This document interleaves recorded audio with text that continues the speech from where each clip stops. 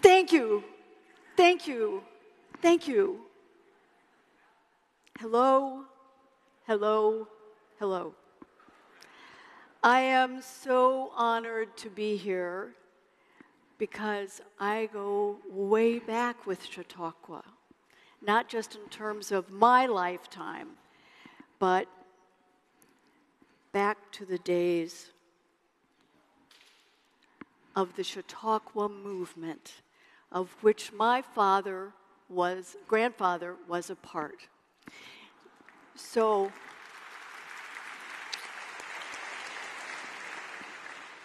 I understand there's a tradition for those who have been here in the past and may not be with us, which I include my grandfather and my mother, whom I brought to Chautauqua multiple times, and she loved it as much as I do.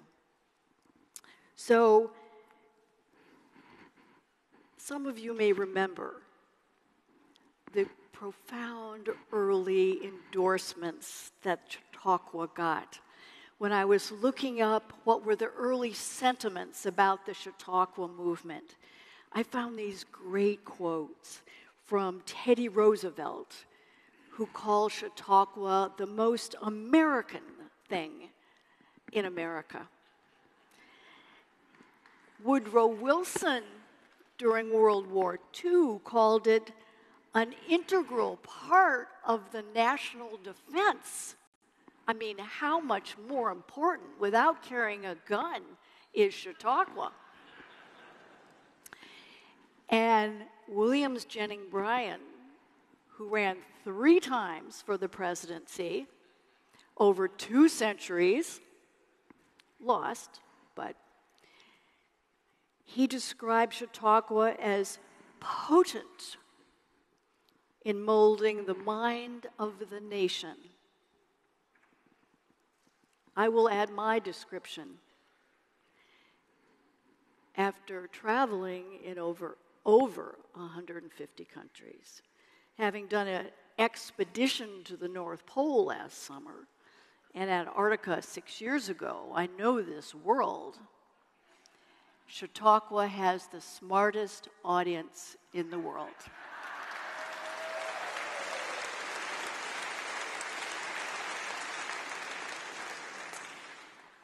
So this morning I decided that I wanted to give you a lot of visuals. And you may not remember a word I say, but I'm hoping there's a picture or two that will linger with you. I can't see the slides, by the way. Oh, there they are. So, I ended up in the Middle East by accident. On October 6th, 1973, I landed in Beirut en route to Iran on a longer trip. When I got to the airport, a woman frantically whispered to me, "The Egyptians have just crossed the Suez Canal." And I thought, oh, expletive. I've never covered a war before. For better or worse, I've covered every war, revolution, uprising in the region, and much of the rest of the world in the intervening 52 years, half-century of doing this. This is a picture of the Egyptians crossing the canal. That was the beginning of the Fourth Middle East War, and pivotal in changing the tactics of war, the parties to war, the causes of war in this region ever since. So I've covered many of the, oh, that's the war. It doesn't look like that from the ground. So my father said to me as a thoughtful law professor at the University of Michigan, "Go Blue." Great football team this fall, trust me. And thank you to whoever has the Michigan flag outside their house. My father said to me as a child, as he taught his students,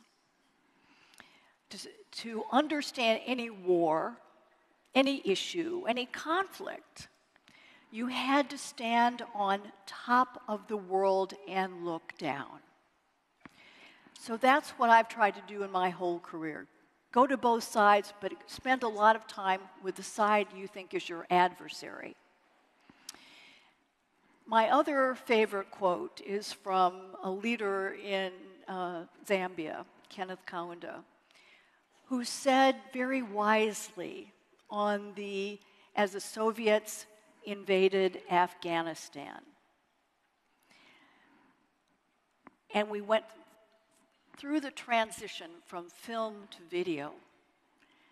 He said, "Isn't it amazing that we can see what's happening on the ground as it happens?"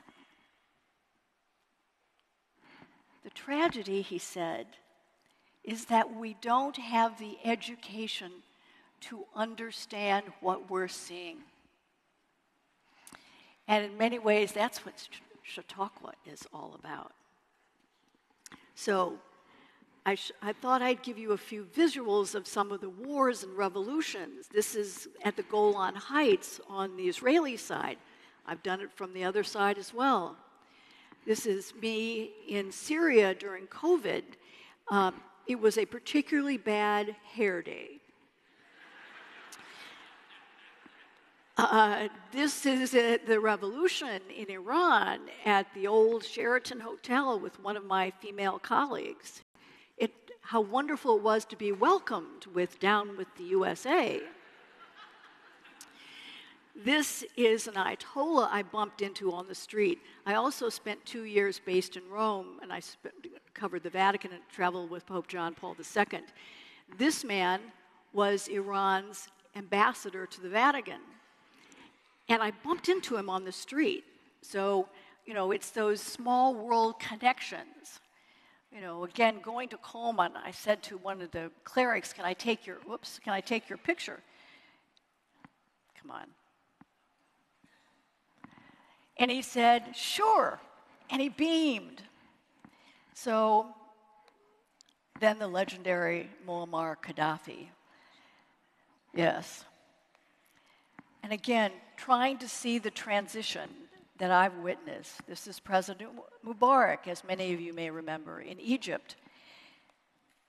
And these are the kids who were at Tahrir Square. I took their picture and I said, anybody in mind? And the young man said, you don't know? So last night I had dinner with very interesting people, and including an optimist whom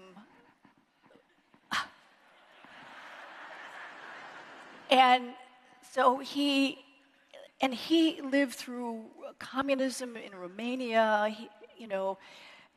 He lost relatives. He did hard labor. He was still an optimist. So last night, until the wee hours of this morning, I went through some of my personal pictures to find something optimistic, because all we see are the devastated villages and, the dead bodies, and the headlines are all about conflict. So I wanted to give you just a few of the people, to give you a sense of there are people out there like Peter who are optimists. These are two kids at Tahrir Square during the uprising. The Egyptian security forces would fire BB guns at their eyes to blind them, hoping that they would leave. Both of these young men had lost an eye, and they were still at Tahrir Square. There are people willing to try to bring about change. Happy, happy, happy Egyptian woman. Now, can you beat that? Young Jordanian girl. I mean, Springsteen's her hero. This is a lovely Jordanian man who just, all I have to say is sometimes even in a language places I don't speak, I point at my camera, point at them. Sure.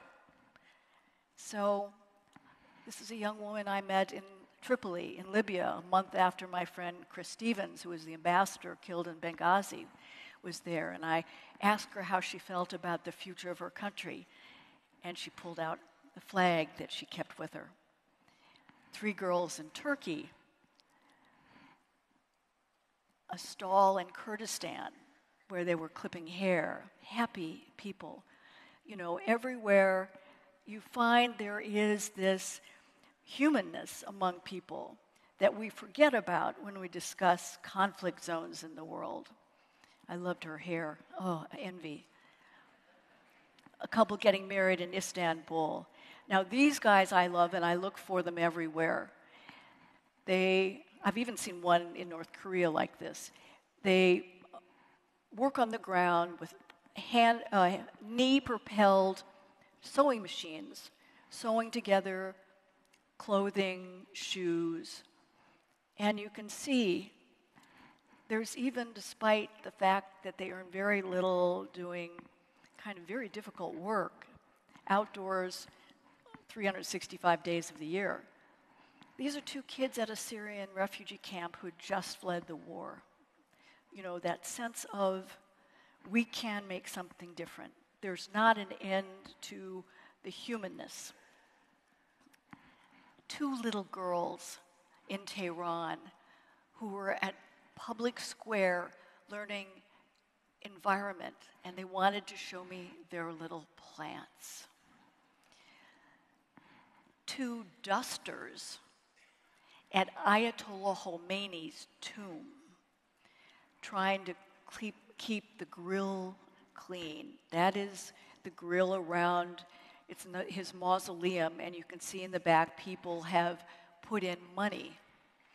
But even they were friendly. My picture in Khomeini's tomb? Oh, yeah. This is Ayatollah Khomeini's granddaughter, who led the uprising, one of the uprising among women. When I went to see her at her apartment, she was wearing a leather skirt and very tight, and a blouse that was a bit exposed, and makeup as you can see, Ayatollah Khomeini's granddaughter. So when I said I want to take your picture, she said, I have to put my dress on. But you can see, she ran for parliament, but was banned by the Guardian Council because she's too reformist. There are the ideas out there. So, Peter, those slides, wherever you are, were for you, to try to give a humanness to the part of the world you're learning about this week. So, where? So I made this chart just to give you a little bit of sense of how young these countries are, with the exception of Iran, which dates back to the 2nd millennium BC. But the rest of them are of the last century, 5 of them in my lifetime. These are very young states for which we have huge expectations. So I'm not going to give you a test on this, but I hope you remember some of the dates, just to see that when a state was unified or became independent and when oil was discovered. Again, a lot of it in my lifetime. So one of my main points is when we talk about the Gulf, a subject to which I'm limited this morning, there is a huge diversity in terms of numbers. We tend to think of Saudis and Iranians and Kuwaitis and Omanis, and they are hugely diverse. I always say for every 5 Iranians, there are 6 opinions. That's true in Israel as well. There are other places, if they have the freedom to speak, would do the same thing. But this is a hugely diverse part of not just the Middle East, but of the world. What I wanted to illustrate with these stamps was that there is a colonial mentality, a lingering identity, the sense that many of these states were under the control, not of themselves, but of someone else, in every aspect of life. These are stamps. Kuwait, Qatar, Bahrain, every aspect of life controlled by someone else. So independence, development, having control of your own life, political, social, economic, is a new phenomena in the Gulf. So I go back to my map, which I made just for you guys. Again, we think of identity based on what country they live in. But within each country, there is huge diversity. So this is Ibn Saud. So Ibn Saud had 22 wives, marrying the wives of the tribal leaders that he had marginalized. He ended up having 45 sons and even more daughters. Those are few of his princes. This is what Saudi Arabia looked like at the end of World War I. There were profound tribal divisions in Saudi Arabia. This was a diverse place. And what Ibn Saud did through force was unify the various tribes, creating modern Saudi Arabia for the 3rd time in 1932. But the identity within Saudi Arabia remains tribal. Very tribal. People in Jeddah aren't crazy about people in Riyadh, not just because they have different histories or traditions, but there is genuine tension there. I love these people. These are the flower men. These are one of the tribes in southern Saudi Arabia. They're so colorful. We think of Saudis with the white abayas and thobes and robes, and these are of the Khatan tribe in the further south, and they believe that they are descendants of Ishmael, direct descendants. And again, to try to break the stereotype of what does a Saudi look like, again, to help understand the diversity. So Iran is the same way. We think of Iran as Persian. Well, Iran has, as you can see, you don't have to memorize this either, but the pink are Persians, and they're just over half the country. You have Kurds in the northwest, you have Baluch, who are very rebellious people in the southeast. You have Lurs and, so many of them. And they all have their own identities.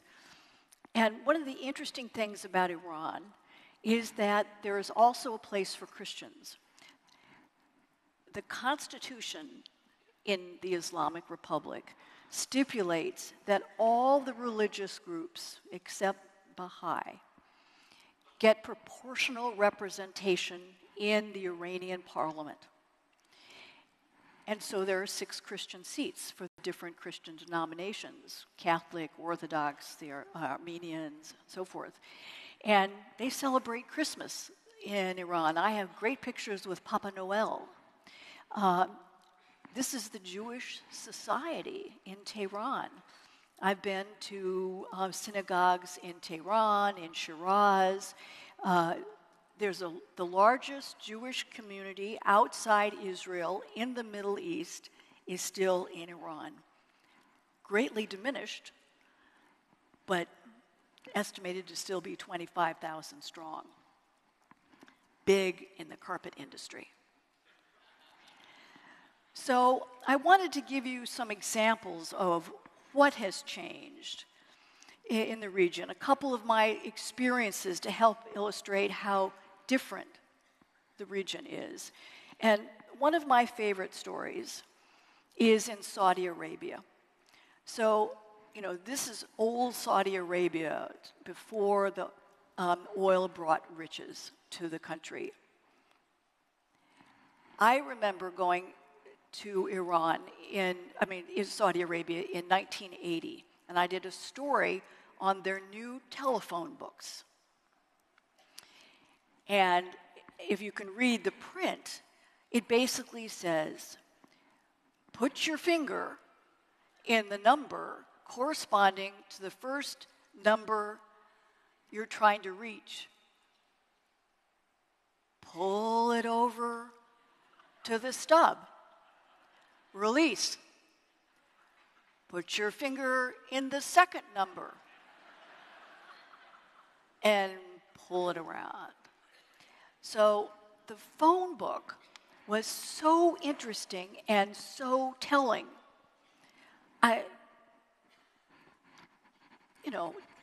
Unimaginable to me. And only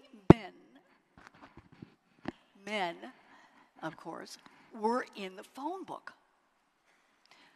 And with oil wealth, the fact there are now, there were then 6,000 royal princes, a lot of the pages were just, they'd have the name and then parentheses, prince.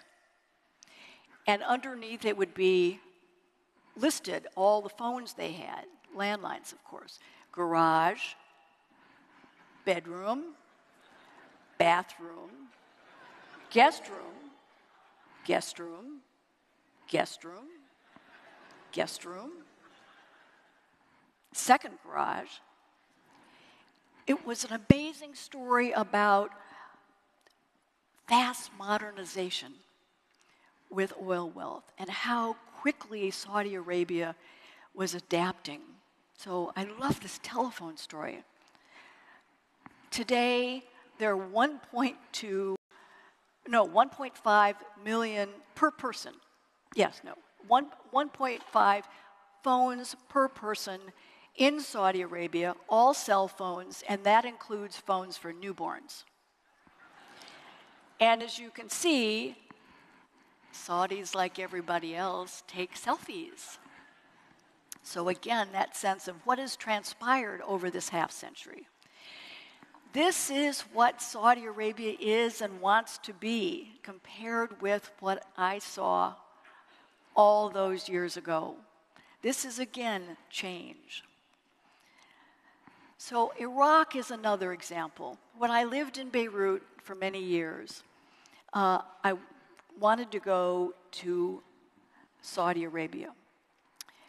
But they banned journalists, and they also banned typewriters because that could be used to type propaganda pamphlets, even using Xeroxes, to issue pamphlets or posters that were anti-Saddam. And people were hanged if they were seen with typewriters or typing anything. And with typewriters, the forensic guys would go through and see what letters they used the most, or put pieces of paper in to see what had been typed. Just astounding. So one of my favorite stories was this is the 1980s, right? So in 2002, I had a friend who is the Prime Minister of Kurdistan. His name is Barham Saleh. So this is 2002. The U.S. is thinking about invading Iraq. All of Iraq is under sanctions by the United Nations, and Iraq had sanctioned northern Kurdistan. So it was the most isolated part of the world. So my friend dared me. He said, "Come visit." So I thought about this. So I did. Now, to get there, I had to fly to Tehran, which is in the middle of this map. Then I had to fly to Kermanshah, which is kind of in the middle near the Iraqi border. Then I had to take a 3-hour taxi ride to the border. Then I had to cross an old smuggler's route. That's not me, but that's what it looked like. I had to sign a log at the border, like the smugglers do. And I'm thinking, what am I doing? You know, no cell phone would go there. And my friend had said, well, I'll send people to meet you. So I'm literally walking through the smuggler's route with my little overnight bag, you know, dragging behind me on a dirt road. And suddenly the Peshmerga showed up, the troops of the Kurds, and they escorted me to see my friend, Barham Saleh, who was sitting home, and he said, "Take a seat." He was watching the American election results on Fox News. He had a satellite dish. This is the amazing thing. All the rawness, the experience, and he had access to the outside world in the single most sanctioned part of the globe. And he later went on to become the president of Iraq. Another one of my stories involves the change in Qatar. This is Sheikh Khalifa. When I lived in Beirut, Doha, Qatar was the hardest place to get into. Nobody could get in. Diplomats didn't know what was happening. It was very autocratic. So it took me years. But his son forced him out in a bloodless but very friendly coup. So his son, Sheikh Hamid, and his wife, Sheikh Musa, gave me a visa and invited me to the palace, brought their 4 kids. We had on a Friday, which is the day off, we had this sumptuous lunch, and we talked for 6 hours about the future of the country. I mean, this is what he did. He allowed the first and largest U.S. military base to be built in Qatar at Qatar's expense. This is where it is. This is the base that was hit last month by the Iranians. I've stayed there many times. It is the base that has been used for Afghanistan, for Iraq, for every other military operation in the subcontinent, as well as in the Middle East. And of course, it also provided or created Al Jazeera. Now, everybody's got an opinion about Al Jazeera, but it was the moment that the idea of having something besides state-controlled media covering the world with correspondents speaking about what they saw. And that gave birth to the idea of satellite television across the region. Today, there are more than 500 satellite television stations in the Middle East. And that has just transformed the access of information, that sense of connection with the rest of the world. Qatar has two of the most interesting art museums in the world, with art dating back 1,400 years. Some of the best collections in the world. So I go back to my map. Again, think about kind of the geography of the region. You know, we don't kind of have in our heads the geography, who borders which country. Okay? So why have things changed? And I will go back to where I started about the 73 war. It's often known as the Yom Kippur War because it was the war that surprised the Israelis because it began on the beginning of the holiest time in the Jewish history. But it was important because it introduced Islam as an idiom of opposition. And what was so telling is that it was named for the first battle of the Prophet Muhammad 1400 years ago. This was the original Battle of Badr. This is the 1973 war, known as Operation Badr. Again, a different prism from how we see it. Now, in the end, Egypt and Syria lost, but they felt vindicated because for the first time under the banner of Islam, they had established the principle that Israel would not have military support or superiority forever, that it had to consider the idea of land for peace. That's a whole subject. I'm not talking about this morning unless someone asks. But this was a moment that introduced Islam in this vacuum of ideas. And that led 6 years later to the Iranian Revolution. 1979 was another pivotal turning point in understanding the transformation in the Middle East. Because so much of the region was ruled by dynasties, Iranians, one of the most literate, one of the most historied people in the region, wanted something different. And there were many types of movements involved in the revolution. But the one banner they could rally under, the one leader, was the one common denominator, which was Islam. And an aging Ayatollah who'd been in exile for 14 years, Ayatollah Khomeini, coming back to Iran.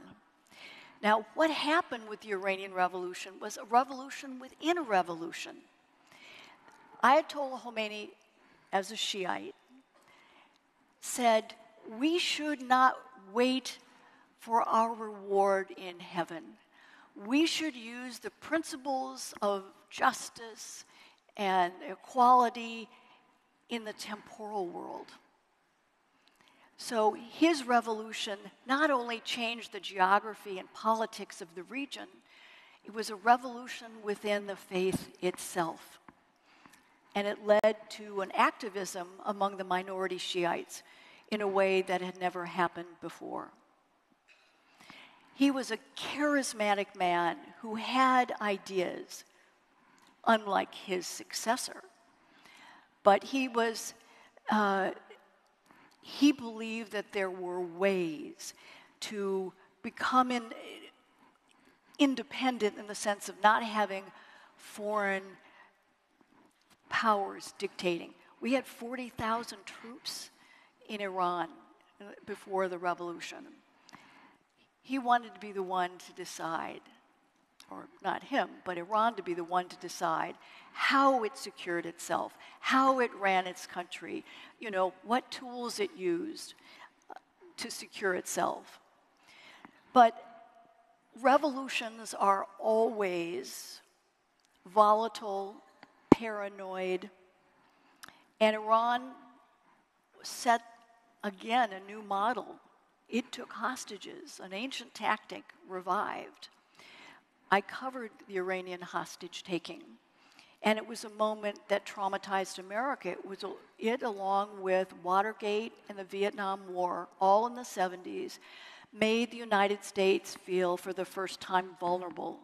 We weren't the great superpower that could liberate all of Europe. We could be defeated, run out of town. This was a huge moment, and it introduced hostage-taking as a modern phenomena. So I stood at the foot of the plane in Algiers when they flew to freedom. Some of them had been my friends. It was an incredible moment, But it also had gotten to the point they'd been held for so long, 444 days, that the yellow ribbon had become as American as apple pie and baseball, and it is to this day. This is the leader of the takeover. There were 3 of them, and I've interviewed all 3 of them. And he, in a fascinating way, now very chicly coiffed with his aviator glasses, told me that they took over the embassy to make a statement because they feared the United States, having taken in the Shah, was going to bring the Shah back, as the United States had done in 1953 after the Shah fled. And he said, we didn't mean to stay there, we were students.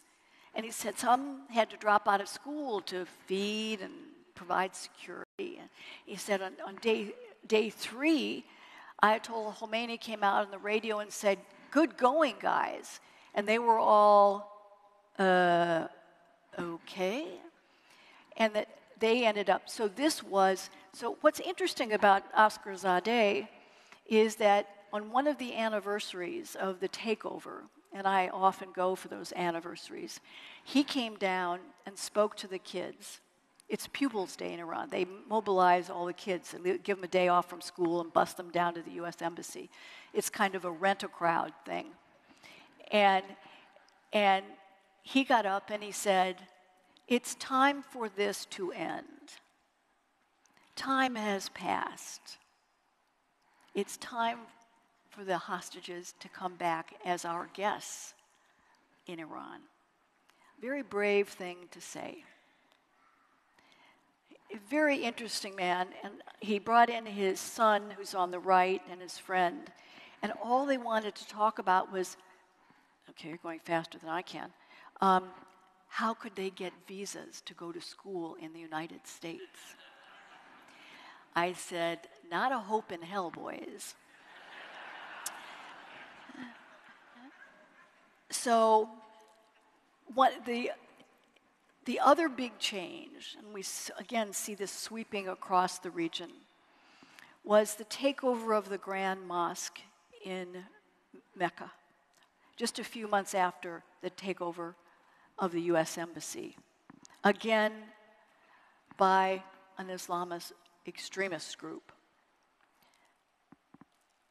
And it was a traumatic time. I mean, the idea of guns being in the Grand Mosque was anathema, unthought of. And the Saudis didn't do all that well. The extremists took hundreds and hundreds and hundreds of hostages. They had snuck in guns in construction equipment. And the Grand Mosque became a battleground. And the Saudis finally had to bring in French special forces and Pakistani troops to take back the Grand Mosque. But it was a moment that the richest country in the Gulf at the time, the biggest country among the Arab states, had lost control of the holiest site in Islam to extremists. And it was a moment that Saudi Arabia pulled back from the kind of reform it wanted. Television was only introduced in 1965 under King Faisal.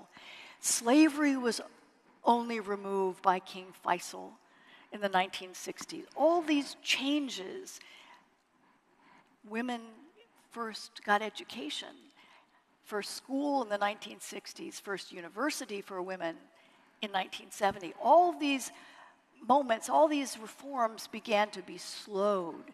The clerics who were outspoken in saying it was time for the country, in the most conservative country in the Gulf, to go back to its roots. So this again was another moment. And it spawned, these two events became trends across the region. So this is the current head of Hezbollah. I've seen him a couple of times. It's me in my scarf. And I've interviewed his predecessor before he was assassinated last year. But it produced the kind of extremists, the ideas, Al-Qaeda, Osama bin Laden, an extremist, Abu Bakr al-Baghdadi, who led ISIS. He spent many years in a U.S. prison camp in Iraq, but he got out and he evolved a branch of Al-Qaeda into Al-Qaeda of Iraq that became the Islamic State of Iraq and Syria. Again, you can see how much territory ISIS took control of by the end of 2014. So I spent a lot of time on the battlefront in these Gulf countries. This is one of the emirs I spoke to, Emir of Kirkuk in Iraq. And he had just been captured. And I said to him, well, do you still think there's going to be a caliphate? And he said, of course.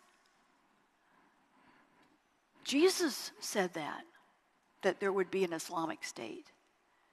And I pointed out that Jesus lived 632 years before the prophet.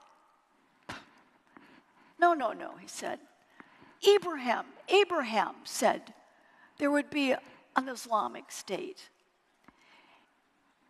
I said, this is a guy who's in charge of educating other ISIS fighters and sending 12, 13, and 14-year-old kids off with suicide bombs to kill.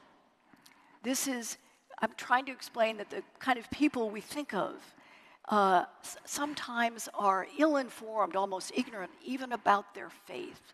So this was another ISIS fighter I interviewed. He acknowledged that he had assassinated at least 400 people, including many of the Yazidi women. He joined ISIS because his father abandoned him. He had this sob story. So he worked for his uncle. They didn't give him any money. ISIS came along, gave him a gun, allowed him to rape women, gave him some money, and he was assigned after the Yazidis to go to Baghdad and kill certain government officials. And his calling card was then to rape the wife or daughter of the person he just assassinated. And again, I said to him, is this Islamic? He said, it's not for me, not about Islam. He said he would go off at nights and find alcohol and drink it. But this was power. This was the only way out.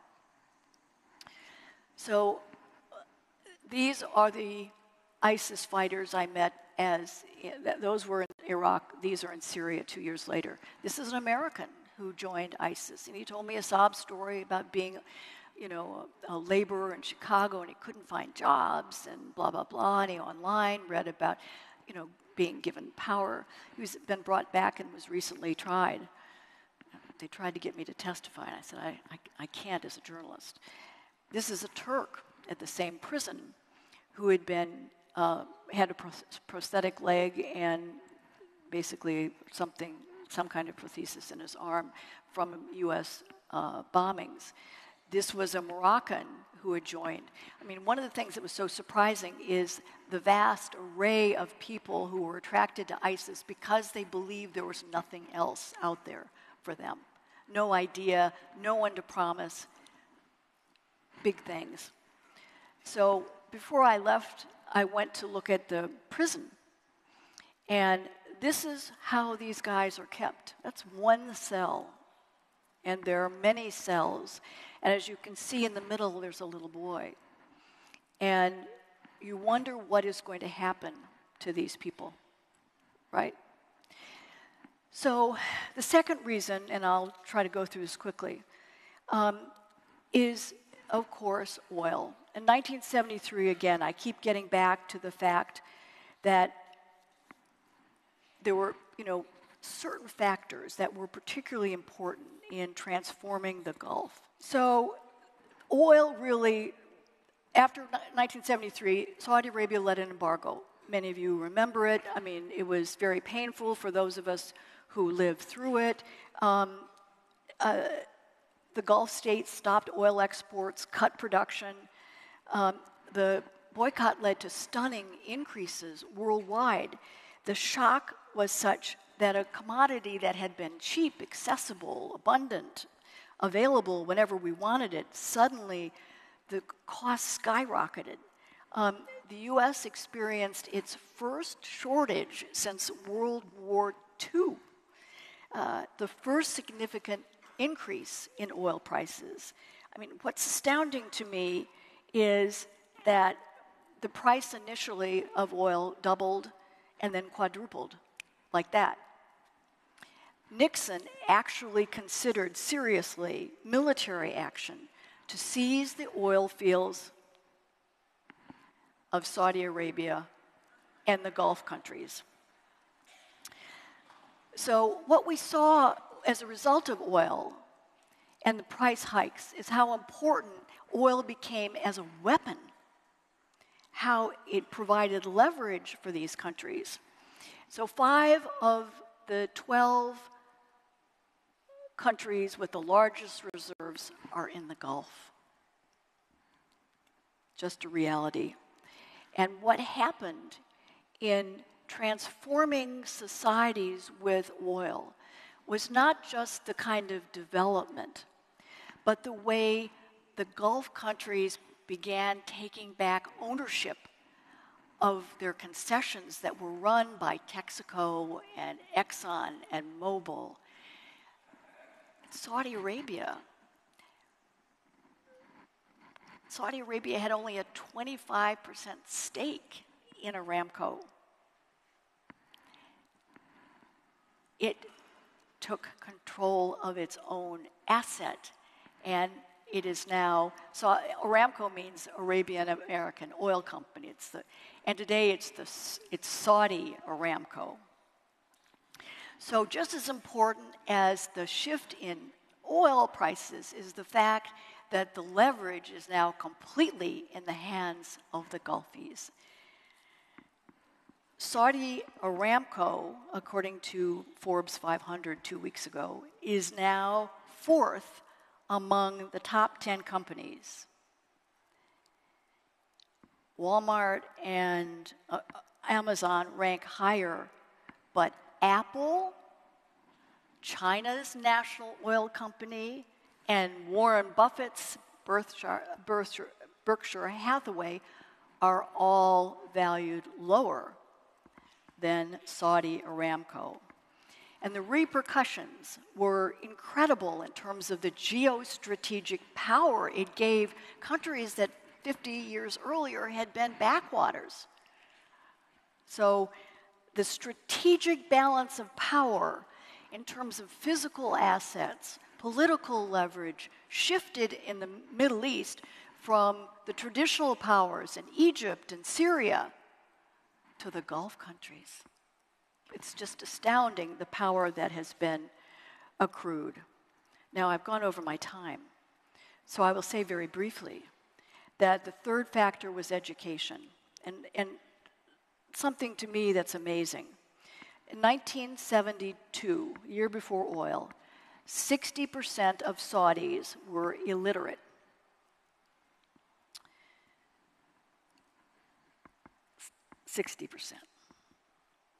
Today, 2025, only 4% of Saudis are illiterate. In comparison, 21% of Americans are illiterate, meaning below 3rd or 5th grade reading and writing abilities. I mean, just staggering. And education has been good for women as a tool of empowerment. And again, recent oil wealth allowed the building of institutions separate for women. But today, over 60% of the student body at universities in both Saudi Arabia and Iran are female.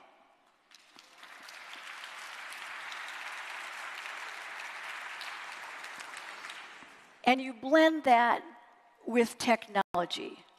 I mean, you can go anywhere in the Middle East, and they've got satellite dishes, just like my friend up in the boonies of Kurdistan. I mean, it's astounding to me. You can see, especially during football games, that men will take the generator, or what is the thing in your car? Anyway, whatever it is. They take it out, and they hook it up to the kind of old wires, and you see the whole tribe, that neighborhood watching the game. This again, a rooftop in Tehran where satellite dishes are banned. So very quickly, what's next? And this is where, I'm like everybody. I want good things to happen. I'm not sure how we get there, but I think there's energy. And I'll close with some of my other favorite pictures. This is a designer in Tehran who can't keep in stock her Marilyn Monroe pillows. This is her shop.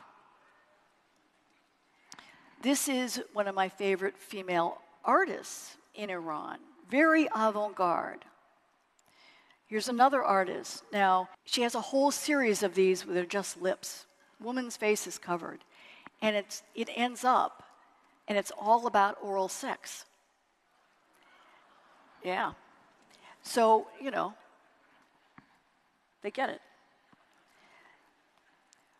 I chuckle when I walk around the streets of Tehran because they pick up the kind of cultural icons from the West. This is Keith Urban being advertised for a digital barbershop, And one of my favorite periods, and this is again female empowerment, is the girls during the woman life freedom movement who have taken off their hijabs and they're flipping the bird at the supreme leader, right?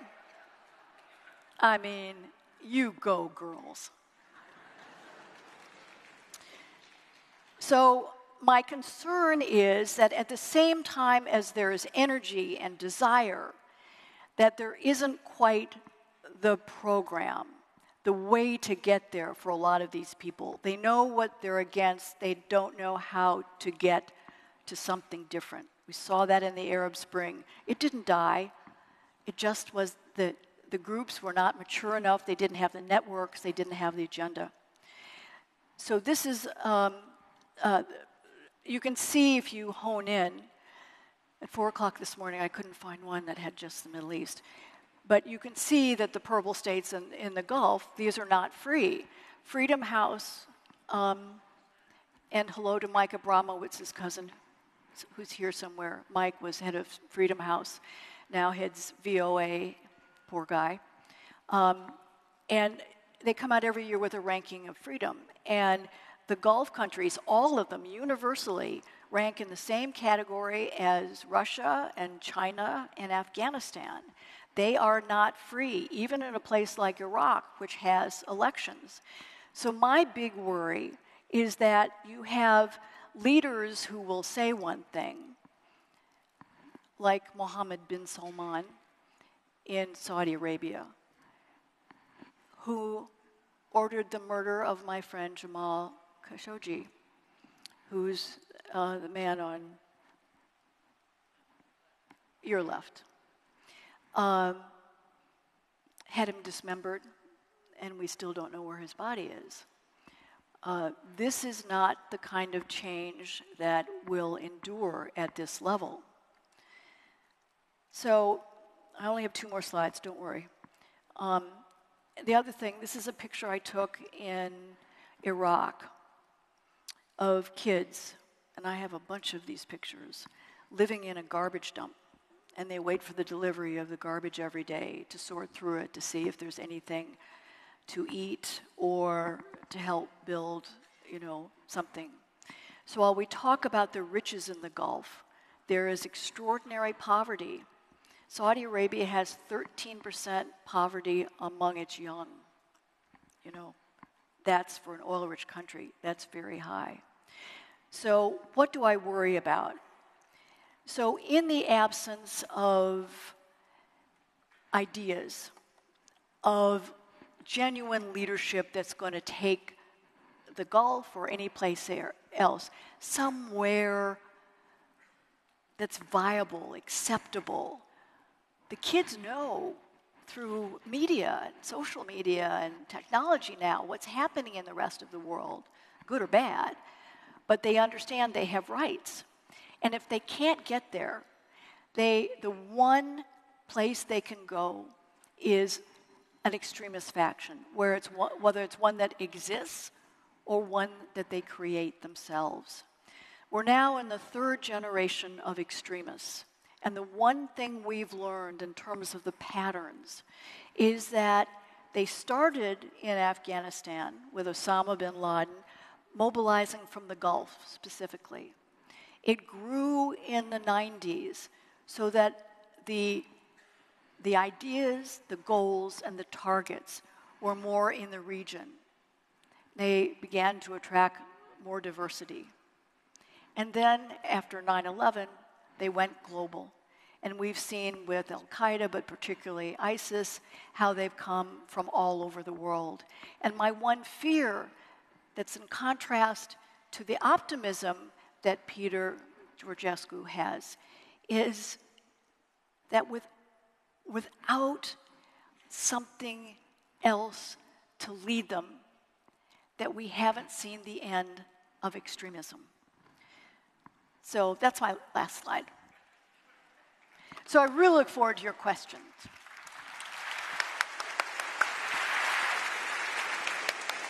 Thank you.